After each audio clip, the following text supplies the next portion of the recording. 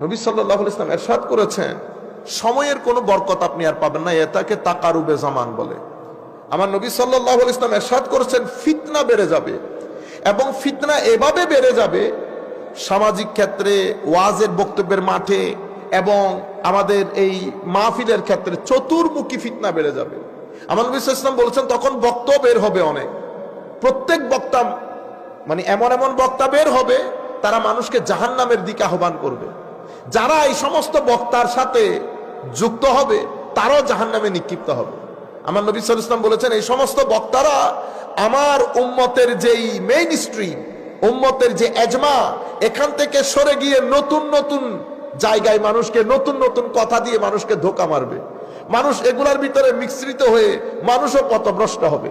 আমার নবী সাল্লাল্লাহু আলাইহি ওয়াসাল্লাম আবার ইরশাদ করছেন, পরিস্থিতি এমন গিয়ে ঠেকবে, শেষ জমানায় কিছু যুবক, কিছু মানুষ বয়সে কম, ব্রেইন ওয়াশ হবে, তারা কোরআন হাদিস থেকে কথা বলবে, কিন্তু দিন থেকে এত দূরে সরে যাবে যেভাবে তীর ধনুক থেকে দূরে সরে যায়।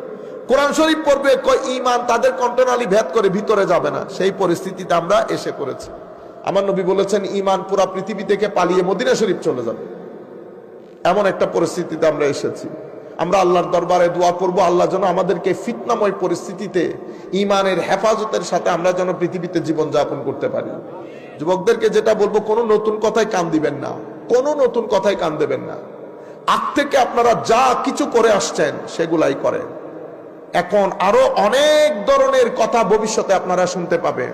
শেষ পর্যন্ত তো পরিস্থিতি বোধহয় এদিকে চলে যাবে, বলা হবে যে কোরআন শরীফের যত আয়াত, আসলে তত আয়াত না, অনেক আয়াত এগুলো পরবর্তীতে অ্যাড হয়েছে। এই কথাগুলো ভবিষ্যতে আসবে।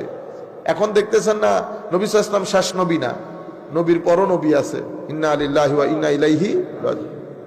এখন বলতেছে, এই আমার নবী সাল্লাল্লাহু আলাইহি ওয়াসাল্লামের যে উম্মতে হাদিসে পাক, হাদিসের এগুলার কোনো আইনগত ভিত্তি নাই, এটা অনেক পরে, অনেক পরে। নাউজুবিল্লাহ বলে 1200-1300 বছর উম্মতের মাযহাব, এখন কোনো মাযহাব নাই। দেখছেন, এ বলে হাদিস নাই, এ বলে মাযহাব নাই।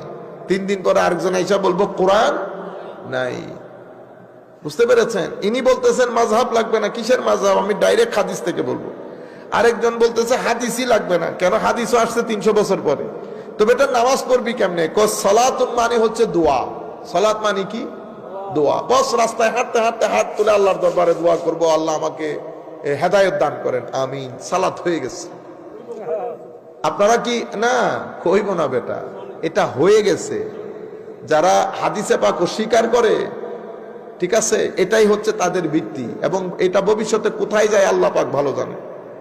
কেউ সাহাবায়ে কেরাম সম্পর্কে সমালোচনা করে, কেউ আলে বাইতে রাসূলের নাম নিতে চায় না, কেউ আউলিয়ায়ে কেরাম সম্পর্কে মাজার পূজা বলে, এই ভিন্ন ভিন্ন অনেক কথা শুনবে।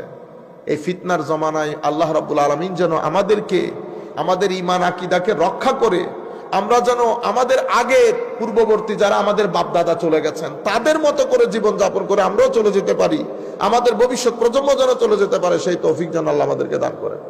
আমাদের ছেলেপুলেদের ঈমান আকীদাকে যেন আল্লাহ হেফাজত করেন।